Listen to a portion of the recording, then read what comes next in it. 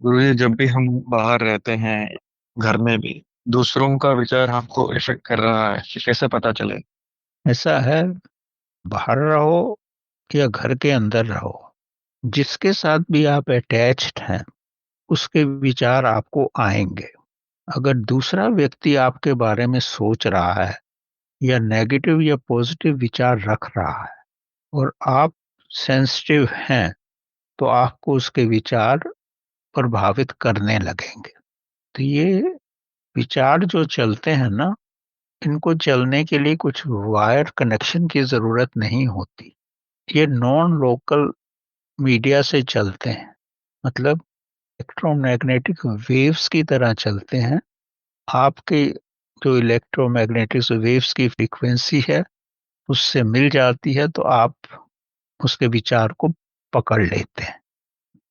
काफी प्रयोग किए गए हैं। आदमी दूसरे कमरे में भी बैठा हो और वो आपको कोई विचार भेजे और आप उससे बिल्कुल भी अलग हैं, और अगर आप अपने थर्ड आई से उसकी थर्ड आई को कांटेक्ट रखें, तो आपको आभास हो जाता है कि वो कैसे विचार भेज रहा है।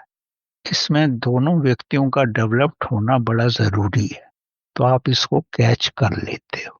या फिर जिसके साथ आपका बहुत प्यार है, जैसे आपका बच्चा है, तो उसके साथ कुछ भी हो रहा है कहीं पर भी आपको मालूम पड़ जाएगा।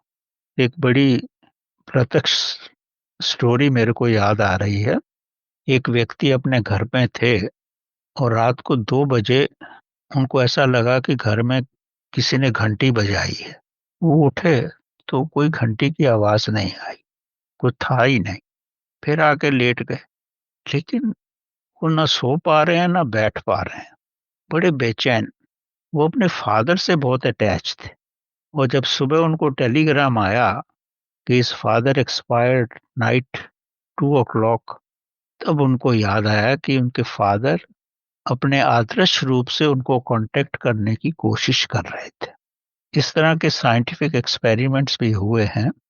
तो ये तो प्रूव हो गया है इस संसार में कि नॉन कांटेक्ट मीडिया है, जिससे कि एक दूसरे को कांटेक्ट किया जा सकता है, provided you have a good equation with each other.